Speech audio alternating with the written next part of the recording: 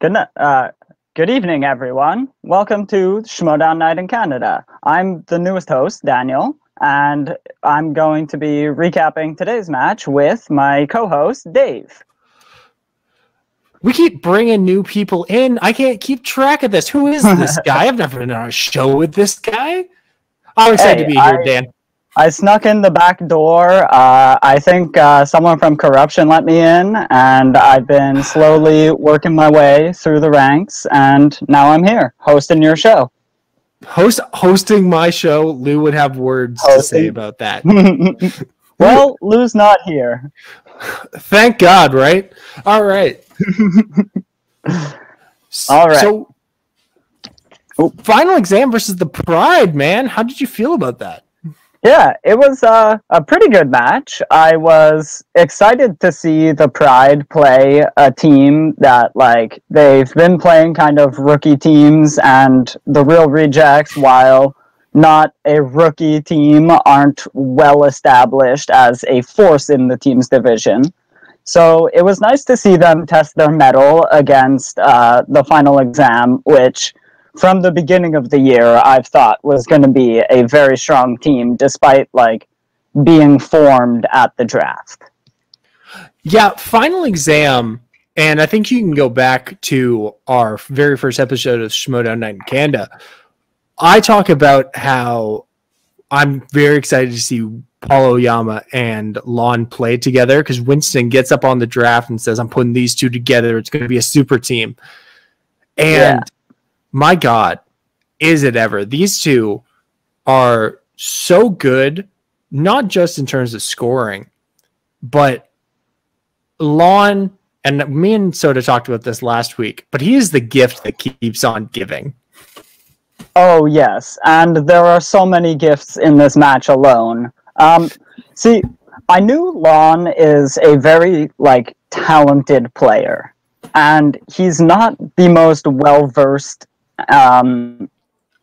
because he hasn't most involved either. Like, he's been on teams, he's competed in some singles tournaments, but he doesn't play throughout the year all the time. He's usually only around tournament season, plays a couple matches, and then it seems this year with his faction, with the manager, despite his delinquent attitude, he seems more focused than ever. And with a teammate like Paulo Yama, like, you can't ask for a better, like, number 2 teammate to just drafted with you and be put together with than a Paulo Yama, which Lon Harris is used to just being given team partners that he has to play with. And he's played well with all of them. That's so true. And I really think that we've seen Lon in the teams tournament. We saw him in the gauntlet the year before. But teams, I think, is really where he thrives. Brad Gilmore of the Rundown often talks about the yips and how sometimes he can get in his own skin or in his own head. And I think we see that in this match a couple times. Mulan, obviously. I think he's a very McWeenie-esque player. He's very good when there is someone to parse through the raw amount of knowledge that is in his brain. And that's why it's so helpful to have a teammate in those matches. And some people are equipped to think on their own, and some people work better as a team. And you see that with Andrew Guy, with Drew McWeenie, with Lon Harris. Yeah, I 100% agree. And I think that the pairing of... We're talking about something that's everyone's been aware of for months now, but it is just a treat to see these two together. Now, before we get into like the match proper, I just want to talk about the promo game for a second. What did you think of the Pride's promo? Not really talking about final exam very much, and mostly just saying, "Hey, F you, Frankie Numbers." I like it and I don't like it. I wish they would have mentioned Final Exam a little bit more, and like even give props to the team you're playing against, and then go on your quest of vengeance against Frankie Numbers. But and I haven't watched their full promos. Like, we only got what was cut into the actual Throwdown, and there are longer ones that you can find on everyone's Twitters, and so maybe there's some extra things said there, and I enjoyed what they were doing. Speaking of, like, not quite the promos, but like the entrances, because there is so much in this match just to talk about on its own, and we get in and we enter the Pride, and the Switchblade finally gets her nickname that she's been kind of like asking Harloff for all year. And what do you think of the Switchblade? I find it's pretty fitting. I think it's a very fitting name for Silvestrini, and I forget what she was before, the Shooting Star. It was Shooting or Shining Star, and I just find that was too long a nickname. Not a bad one, but especially with like a 4-syllable last name of Silvestrini and then like the Shooting Star, it was a lot to announce, honestly. And also, I think the Switchblade, it just goes with the new We're Heels persona that she has this season. Yeah. And and the new attitude, like it fits a lot. Yeah, and I think it goes well with her partner, the Bandit and the Switchblade. Sounds like a country song. Yeah. And then Ben comes in and runs afoul all over with the worst puns I can think of. And you thought say worst, I say best. Oh, those were fantastic. Oh no, I recognize when a pun is bad, but that does not like change my enjoyment of them. A bad pun is the best kind of pun. Oh, I'm a bad person. Puns are bad. I love them. Now, we have to get into the match in just 1 second. But I will say, line of the night definitely goes to Lon with "I can name birds too." Yeah. All right. That was super good. And also, back to the promos. He proves you do not need to work hard to get very far with a promo. And that last one was particularly that. But yes, getting into the match, we've got Ben and Paul go perfect in the first round. And Lon is doing pretty well. He misses a question along the way, and then the 8th question comes along, and Lon forgets to answer it. He just kind of sits there and watches the countdown go down, and I thought he was finished because it's a pretty easy enough question to answer, and he just kind of doesn't have an answer on his whiteboard when Christian calls his name. And the Final Exam miss their last question. What did you think of that? I think this goes to show the difference in one of the key differences that exists between in studio and online matches. Where if you're in studio, you have Winston on the sideline being like, "Lon, get your board up. Pick something. Yeah. Pick up and start writing." Write something. But that's a big miss, and I think that goes to what you were talking about, how Lon's very much a McQueenie level player, where we saw when McQueenie was playing, he would make those slip-ups, and he would make those small lapses or forget to use a JTE or what have you. And I don't think a situation like this will ever happen again. I don't think Winston will let it. No.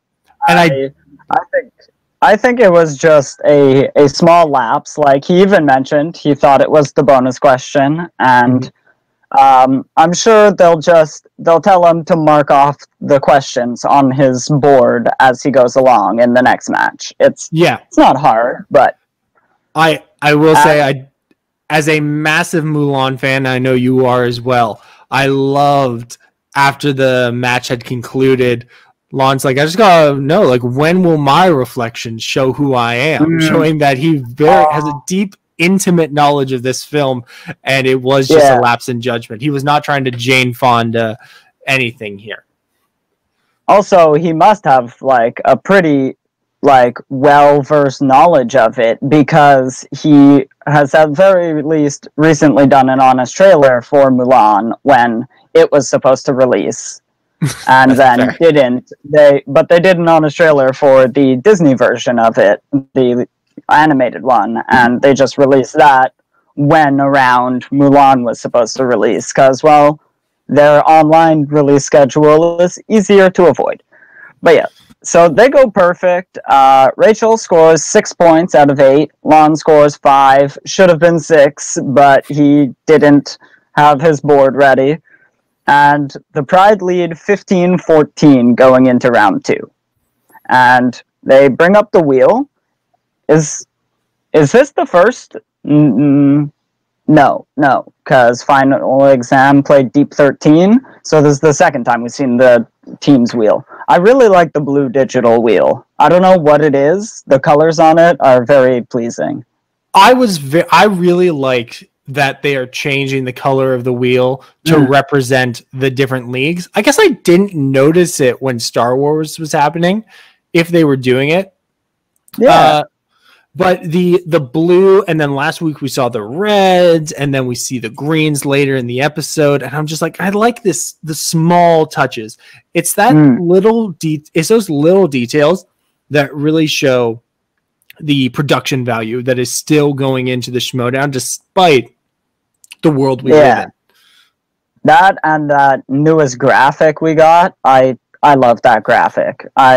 I need that graphic to be our Northern Consultations guest, and I will interview that graphic for 45 minutes. You know what? I don't know if that graphic has a Twitter account, man, but I would love to get you an interview with that graphic. I would love to try and set that up. Yeah.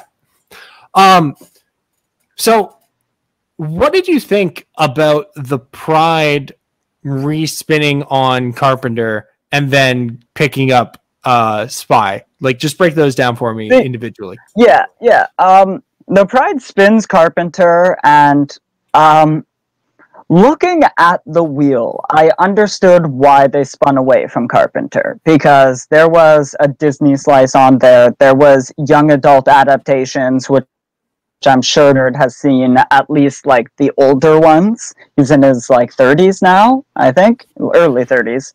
Yeah. And then and there was a number of slices that I'm sure were better for the Pride if they spun them. But also, I'm not positive on how many films Carpenter has, but there are a small list of them, and they're very like niche gory, right? For sure. Like if you're not a big horror person, you might not be able to like get those offhand through pure knowledge, but it's a slightly studyable category if that had been on their mind. But clearly they weren't super confident in the John Carpenter thing, and maybe they just, like, you couldn't, or I can't like figure out exactly how many movies it was. You can name the first couple of big ones, and then what? I think what it's if they 12. Ask... I think, like, I'm not going to be fact-checked on this, but I'm pretty sure it's 12. And yeah, so they spin again, and they get Spy, which is a lot of movies, because, well, just the James Bond series will be 25 movies that you might get questions from, and then a whole slew of other movies. People loved spy movies for a long time. There are so many of them. Some people still love spy movies, all right? There's nothing wrong with that. I watched Man from U.N.C.L.E. today. Okay. I'm more talking about like the mainstream spy movies. I've never been a huge fan of them. I just like, and the spy like genre isn't terrible, but it's just not something I'm like a fan of, and it is a very broad category, especially. And so the Pride, it is. yeah, and the Pride gets what is it here? I see 6 points, so they have 2 multiple choice. Is it? Yeah. Yes. 6 questions in teams. They have 2 multiple choice correct and 2 correct answers right off the bat. They missed 2 questions. That's the first time a team has missed questions in the second round. So it was very interesting to see them roll over and see how that new conundrum in the virtual era works.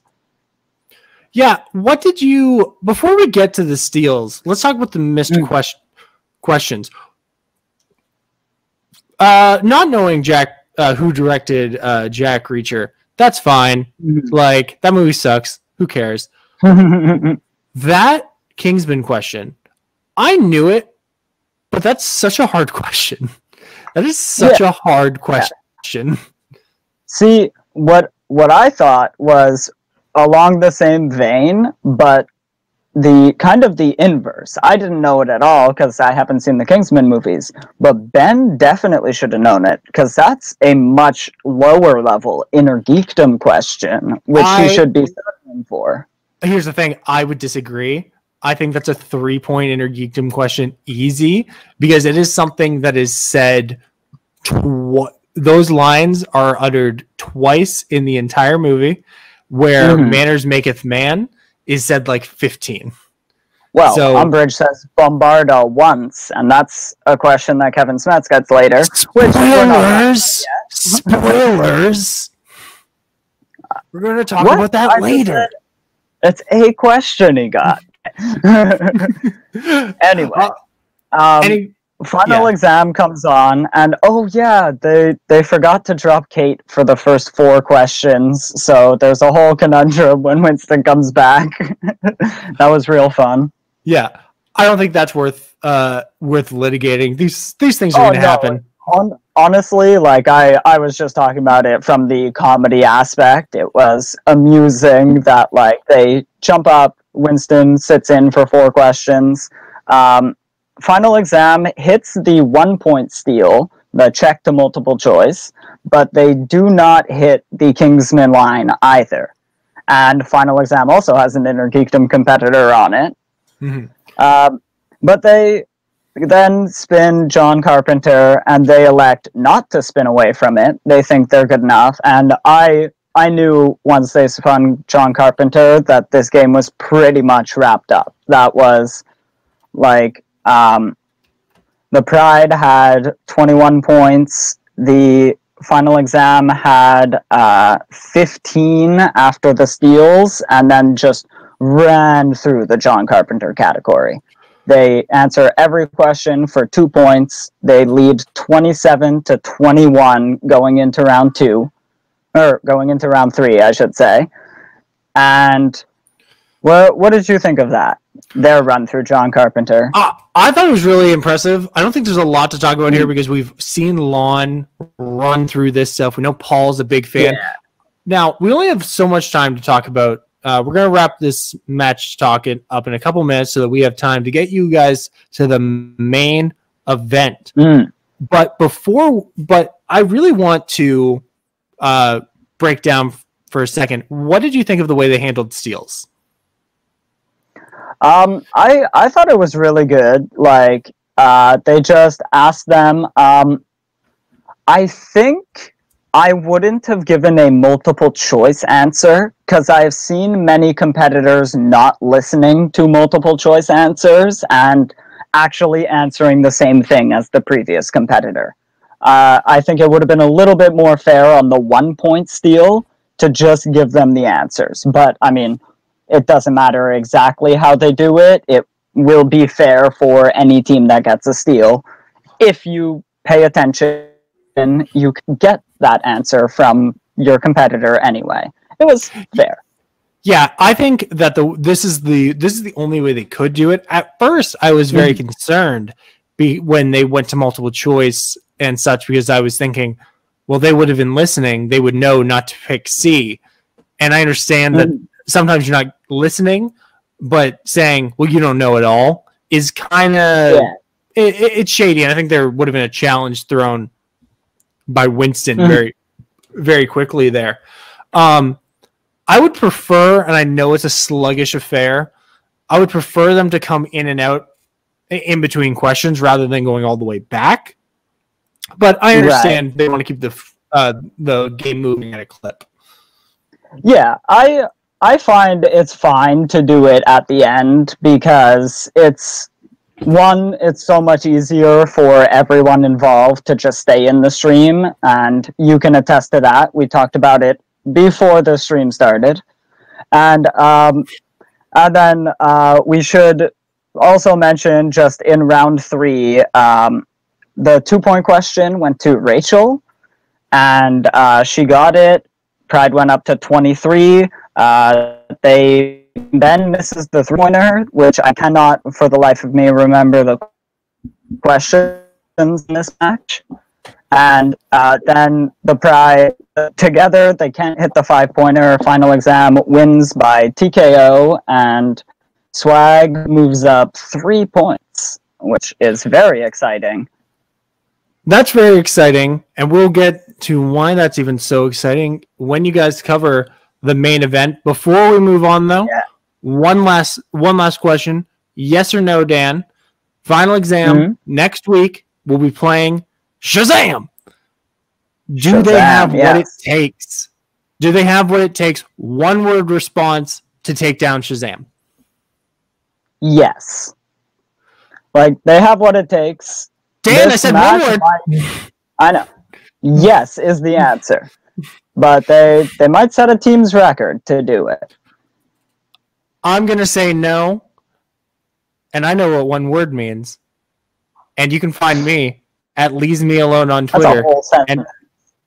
And at baby, I'm doing my outro, Dan. I'm not on the next part. the peek behind the curtain. This is why me and Dan have never been on a show together before. It's this level of competitiveness.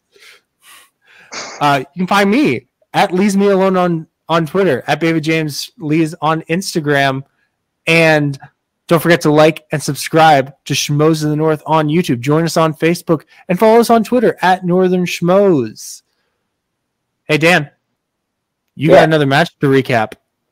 I do. You got another guy coming. I'm going to be gone. Lou's going to be here. Yes. Good. So, same thing? Hey, I'm on the show. All right. Thank you, Dave. For taking over the first part. Hey, Daniel's continuing with me here.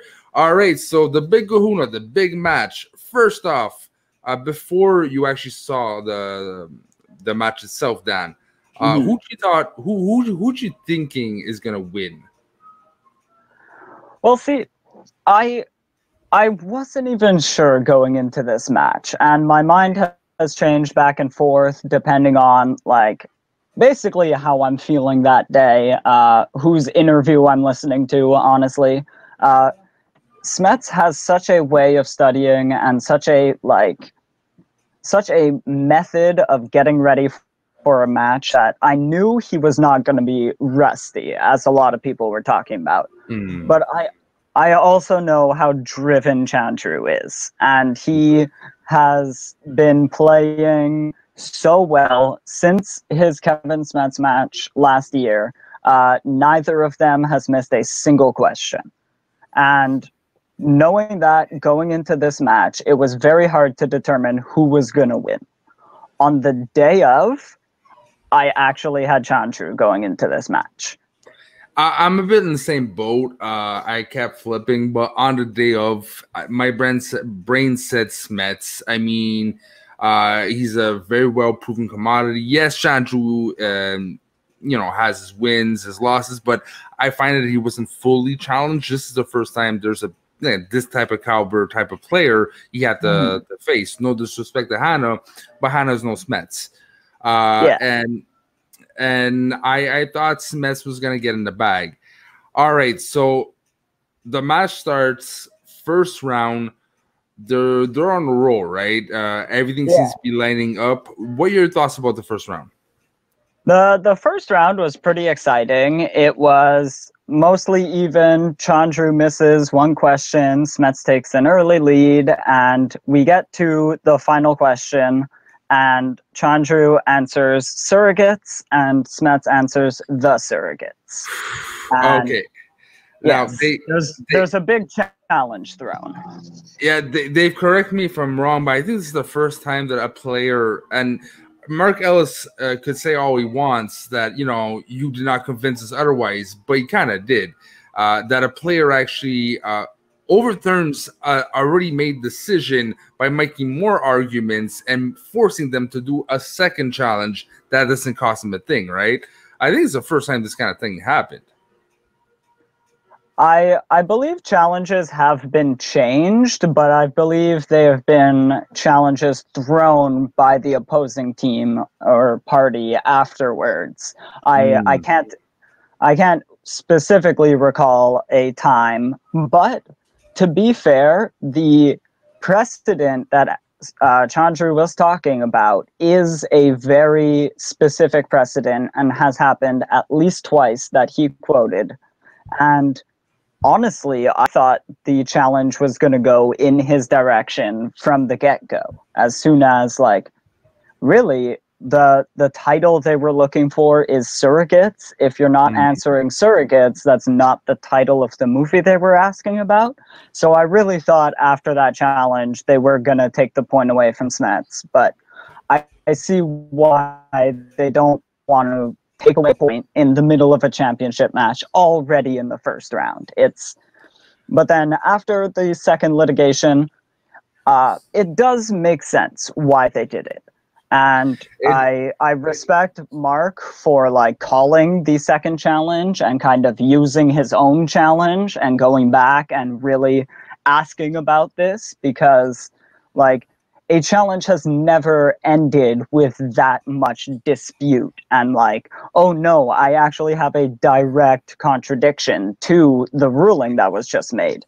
And so they it goes a bit like with what J-Wave from SCN Live keeps saying. There's no consistency, right? There's going to be a decision on the spot in the same situation and then another decision.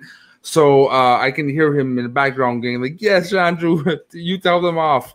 I agree with Chandru. I would have probably made the same. Some players would have just be, okay, I lost. Oh, well, Chandru fought for it. Chandru's no, this, and that.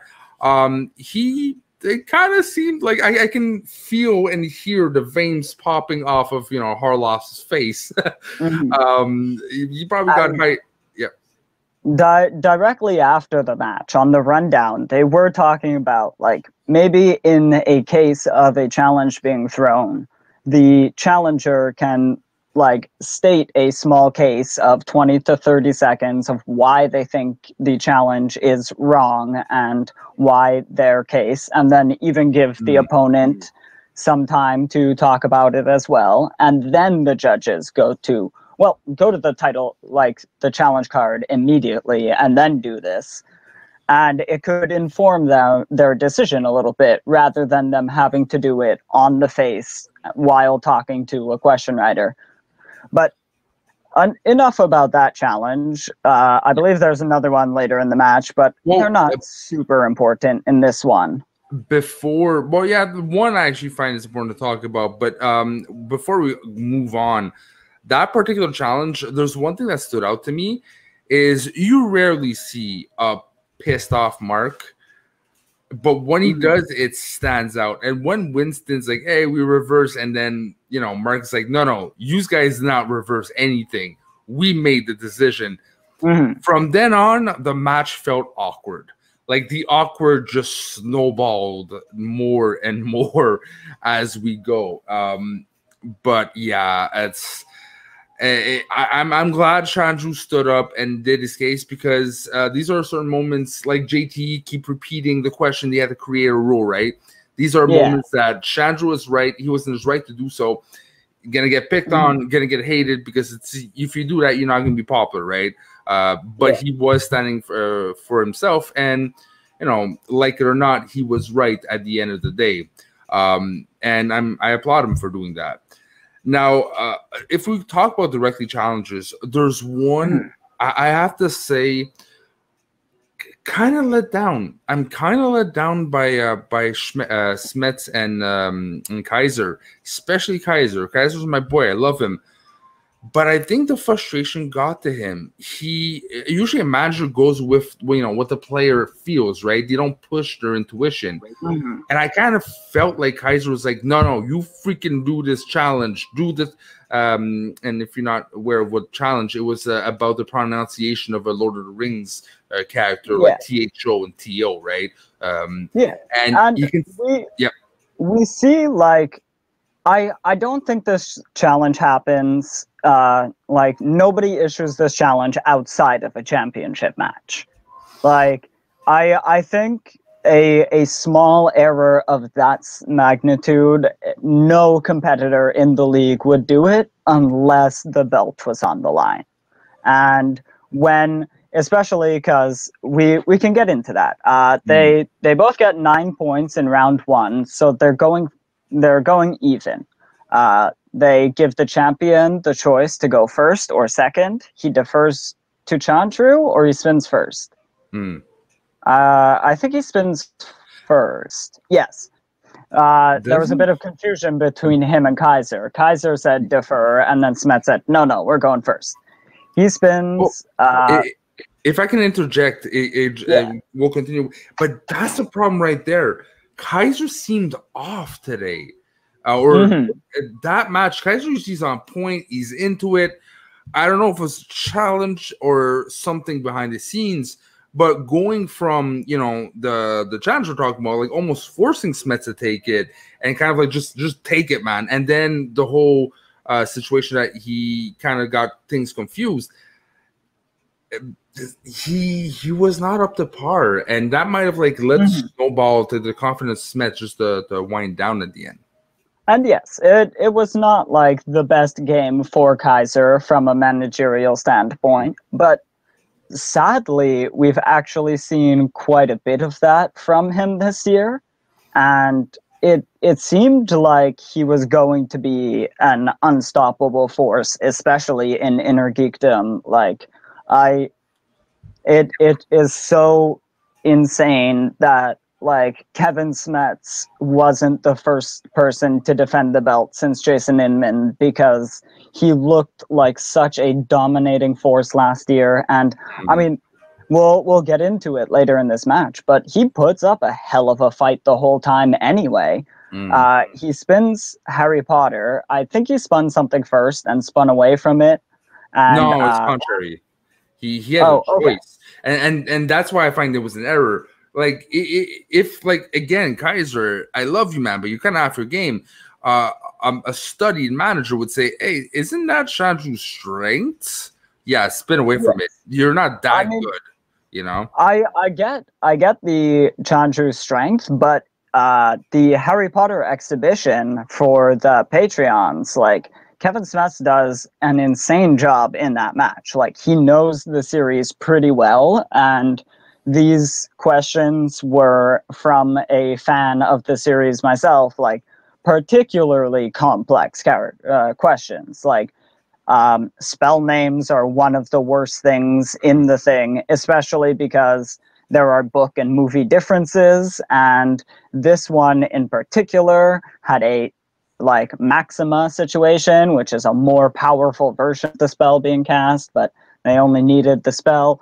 And yes, he gets 5 points through the 10 questions, which is 50%. It's not great by Kevin Smets standards for sure, but it is not like the worst round two, especially in a category that it turns out he hasn't been studying on his, like, Kevin Smets rock-esque team. Yeah, The but big thing was the couple of steals in this round, which was very tough. and this is what I say. Like again, yes, Smets is good, but you are in a championship round. You have to avoid at all costs any steals, right? Yeah. So you really have to look at it. This is not just like, oh, is he okay? And this is one of Chandru's strengths, you know, if not mistaken. So you really have to avoid any chance at all because it might have made a difference. You know, you might have had a bit. He might have had a bit more of a momentum, having scores and soundtracks to say, and not go into the other rounds as heavy. Because at a certain point, Smets looked heavy inside. It is not like you can see that he was starting to lose belief. He was saying the things, but his body was saying something else.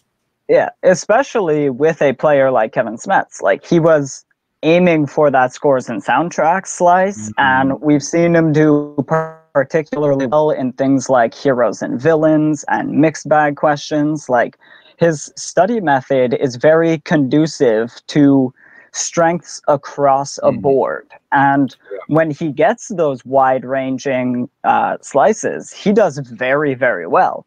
That could possibly point to a weakness in like a Middle-earth or a Harry Potter, the smaller subsets of films that the questions go very deep into. But those weaknesses can be alleviated through watching the films a couple more times and applying the same sort of strategy to the studying, and also by just like kind of where was my thought going here? He can definitely answer those questions. Like, he can watch those films a couple of times and it will refresh his memory, and it's just he didn't have the time to watch those 8 films along with all the other ones he was preparing for in this particular matchup. Like the 3 weeks, 4 weeks leading up to it where you're doing your training, right? But at the same time, the future of IG is you can be good generalist, but you have to be like, if you get DCU, good luck to you. Like next year in DCU, they're going to become so deep in questions that, you know, it's like in what hand, you know, what is the brand of the pencil Batman took? It's like, for freak's sakes. But being a generalist is good, but after a while, you will encounter these moments that you have a specialist in a couple of categories you're unlucky of, you're going to lose your belt. And to be able to... In those things, like his particular brand is the superhero genre. So he has his Marvel and his DC down. Those are 4 out of the 12 slices in the league, or the division, I should say. And so, like, you applying his insane study method to the remaining things, and he has an excellent record Star Wars as well, along with all the mixed bag categories. If all he needs to study for is Harry Potter and Middle-earth, and I'm and I could be wrong, and and so he is an insane player in most of the slices. He just needs to study 1 or 2, and then the couple of off-brand films that aren't good but you need to watch, and he's fine, because he is an insane beast of a competitor, and he will come back next year even stronger and probably hold the belt. He will most likely hold it at some point next year, if not the year after that. Like, he is a strong enough competitor to never like fall down into the bottom rankings. Again, it depends how much he is hurting from, you know, this loss. Because he looked crushed, and again, I don't know if there's friction between him and Kaiser, or just Kaiser's kind of not giving up in general. But you know, you can roll with the punches just so many times. If your whole faction is just going down in flames, the passion kind of seemed like just out of the window, and like, what the fuck am I doing here, almost, Kaiser? Which I don't blame him. I really don't. I really have the intuition that he puts his gut, soul, and sweat into the Schmoedown.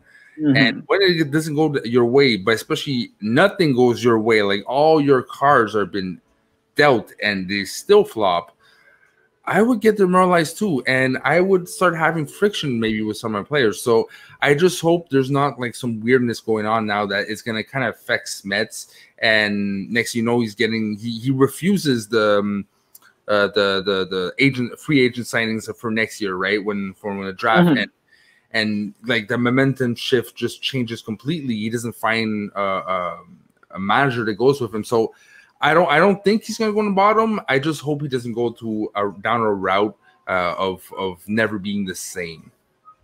See, I don't really see that happening. From his speech after the match, he was telling Kaiser that they're in this together. They will always be in this together. He seems to be riding with his buddy, and I really don't think that this is anywhere near the end of the line. I mean, you're kind of famous for thinking that it's the end of the line for everyone, but I'm a pessimist. And I think his very next match, he's gonna throw in everything he's got. It's gonna go to the 5 or sudden death. It's most likely a match against Mike Kalinowski for one. And so getting back into the round 2 of the match, since we're so far into this, he drops 2 of the questions. Chandru steals both of them, gets 3 points. Before Chandru gets the spin, it's already 14-12, and that is not looking good for Kevin Smets. Chandru spins Middle Earth, and he goes perfect for all 10 points. I wasn't particularly aware of a strength in this category, but it was great to see him just knock all of these questions out. The thing with Chandru, even if it's not a specialty, he's gonna make it a specialty. He's a very intense studier. So the things he doesn't know does not mean it's a weakness. It's just a strength to be accumulated eventually. And there's a reason why he's now champion. That being said, let's go to the fast, maybe 2-3 minutes on. Yep. Yeah. There's 2 things I wanted to mention about his round 2 here specifically. Yep. Because it shows how much growth he has had as a player. He still has his cockiness. He adds a little bit to the answer to flavor the movie that he's talking about, which I really love when competitors do that. A reference or a line from the movie and then the answer, great. But another thing he did is always take a couple of seconds. Even though the answer you could see is already in his eyes, it's on his tongue, he still pauses a second. And I thought that's something he did not do in a couple of his losses and has really taken to heart the strategy of the game. And it proves it later on in the match. We get to the betting round. We spin mixed bag. And that is not great. Oh yes, 22-14 Chandru after round 2, and that's a big lead to build. But you with that big a lead, they're not going to gamble tons on the betting round, right? Well, I was curious to see what Chandru's going to do, right? Because how do you risk it? With mixed bag is so broad that it.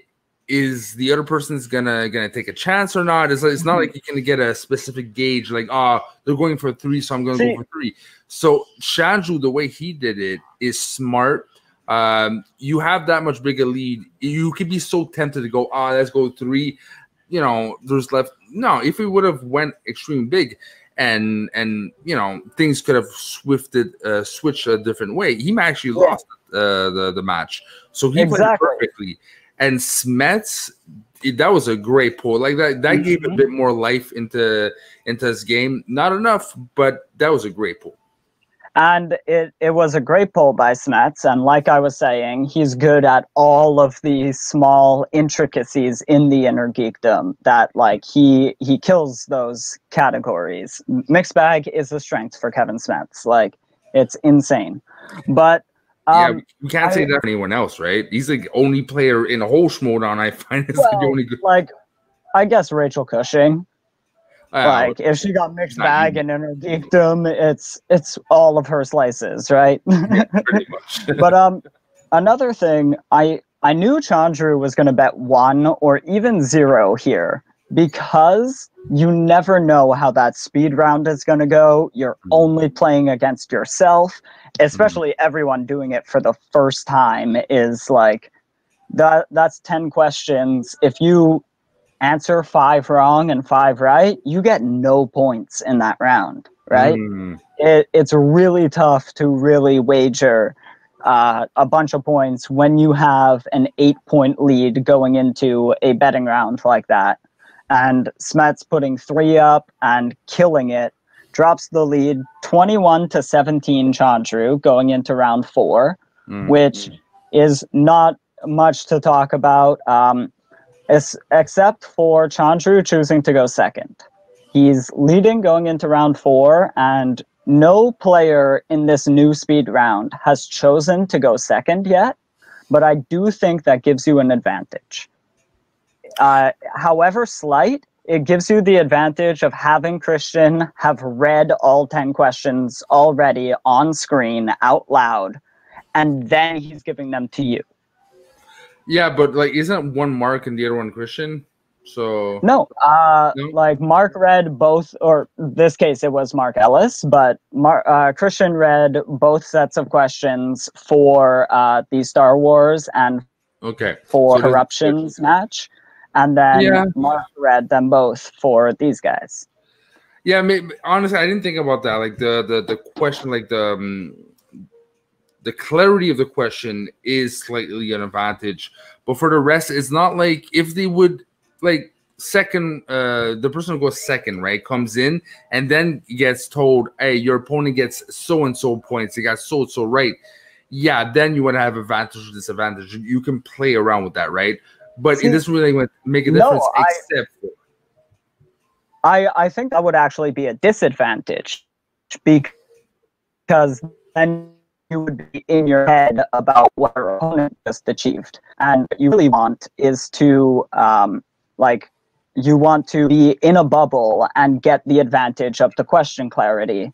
And then you can come out with your points and your opponents. They're both revealed at the same time.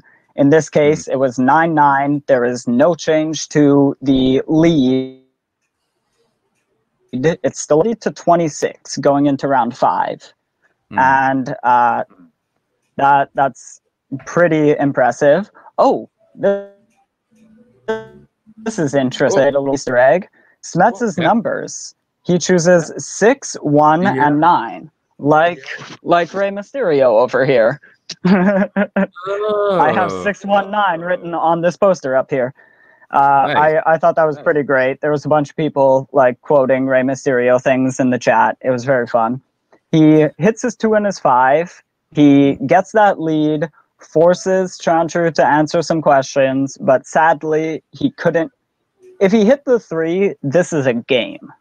Like inner geekdom questions, they're tough enough. Chandru could have hit something he's not strong in, and in this case it was 33-30, and if it's 36-30, Chandru has to hit all 3 of his questions, or at least a 2, or like he has to hit his 5, guaranteed.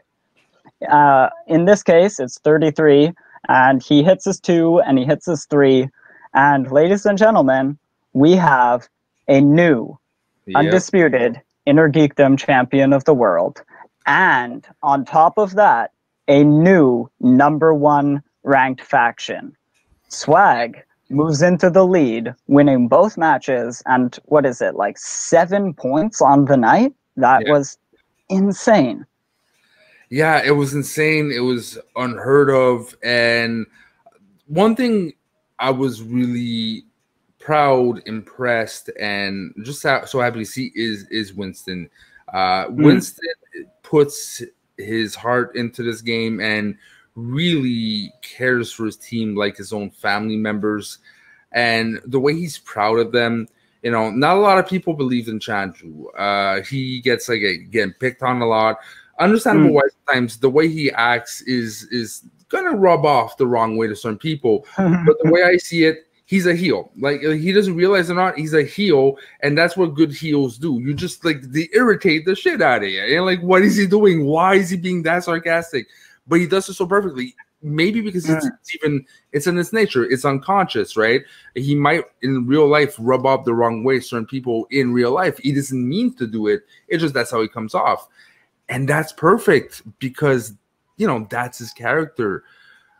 But Winston believed in him so much, no matter who was or who or what show was saying bad things or doubts. Even me at one point, I was like, I'm not sure anymore. Winston believed and never let go, and it paid off. So I'm really, really happy for Winston and proud for Chandru. Yeah, and until really this match, I did not imagine Chandru was a heel, and more specifically, the 2 interviews from the preview and then backstage earlier this week. And there was some insane trash talk going back and forth between all these competitors. It was incredibly fun, and we got to really see Chandru come into his own as a character. Like, it will develop, and I'm sure he'll be one of those characters who kind of moves back and forth and is on the heel side, but will really be a lot of fun. I thought he was just a face who talks shit to the villains of the league. But if he's just going to hold that attitude with absolutely everyone, then it's fine too. And I really respect Chandru's both his game and his character work coming into this match, and he deserves everything that he's brought on himself. Yeah, and I mean, again, people can pick him as much as they want, but he's I would describe a nice cocky. He's cocky. He knows his stuff. He's now the champion, right? And he's going to rub it in your face sometimes because, you know, so many people trash talk in this league, but when he does it, it doesn't pass. There's certain things I don't get, honestly, why it applies to certain players, but not to other players. He does it in his own way. It rubs you off. Well, too bad. You know, it works for him. He doesn't seem to start. Yes, he's, you know, he bumbles here and there, but it still works, and he can really build off something. But I don't want ever him to change just because popular opinion or even Harloff in a certain way says something. I want him to continue down that road because it's working for him, and I think it's something that Winston can definitely work with, and I think he doesn't care how much negative he could bring on. You know, there's a lot of people are going to backlash on the whole challenge thing, and yet it's one of the pivotal moments of why he won personally. So they don't let up. They continue because it works for them. So going into Dave asked me earlier for next week, do you know who you have in the Throwdown? We can talk about both the matches if you want. We got a couple. Instead of going for Throwdown, I actually wanted to get my predictions, your predictions for. No, okay, never mind. Because okay. They've 1 hour 17 minutes. Keep in mind. So starting back, and so which is the next Throwdown then? It's what's the next Throwdown? It's yeah, I'm trying to find it here. It's Irwin versus Merle. Yes. Okay. Merle versus Irwin. Who you got? So 5.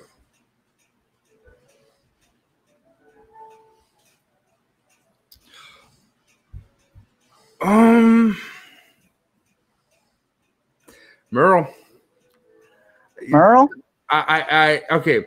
My gut says Merle. I want Irwin to win, but my gut, who should win? Merle. Who I would like to win? Irwin. I feel similar. I kind of feel Dan is going to win. it would kind of cement his legend because this will be his 4th title he defends the first time he gets it. And that is just an insane thing to think about. Like, such a dominating force for years. Irwin getting his title back would be super great for him. It would finally, like, it'll kind of fly in the face of all of this analytics talk that we've had recently about, like, how everyone needs to study, like, IMDb lists and slices and sheets and flashcards, because Irwin comes in and just reaches championship caliber based on being in the movie scene and knowing his movies in and out. And I mean, he's even been putting himself through movies he doesn't even have a need to watch in order to play better in the Schmoedown. If Ethan Irwin becomes champion again, it will be great for people who don't have the sort of schedule that can be spent on just consuming a movie a day or several movies a day for the rest of your life, you know?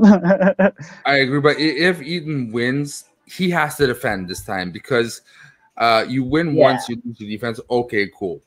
But to really like put himself into the upper classes, so like the gap is pretty huge sometimes, right? You got your C-listers, B-lister, A-lister. He's an A-lister, but he's not a solid A-lister because he keeps going back and forth to A and B, in my honest opinion. To stay in, he has to defend. And not everyone has that kind of, like, it's in them to back-to-back defense and does like what Damon and Merle does. Like, really a handful of people do. I think Irwin can do it, but he has to maybe take the game not seriously, but not just become a movie knowledge guy because he works in the industry. Really, like, double up his studies. Does he have the time? God knows. So it might not be possible. We shall see. And this is where we're going to leave off the show. That being said, hey, Dan, thank you very much. I know you're supposed to only do one part of the show. You helped us out with doing the other part as well. So thank you very much for sticking around for both parts. And it was great. I got to be a host and a guest tonight. It was very fun. There you go. Practice makes perfect. So Dan, where can they find you? They can pretty much find me around our Facebook page at Schmoes of the North, Schmoedown Facebook fan group, and like, make sure to come on and join our group and get in on all the fun action that we have over there. And I muted myself again. Yeah, and you can find me in the Northern Schmoes on Twitter. Hey, look, by the way, if it's not done already, you know, please subscribe. We have amazing content every week. And if you like what you saw, press like on the videos you watch on our channel. It really helps us, and it helps us give you better content every week. Okay. So that being said, like Dave, we know you're not on screen, but again, thank you very much for producing the show, editing the show, and being on the first part of the program. You do an amazing work, and I don't say it enough, but I love you, bro, and thank you very much for to do what you do. And Soda, I can't wait for you to fix your internet problems because we need you. All right, so thank you very much for listening to the end. Bye-bye.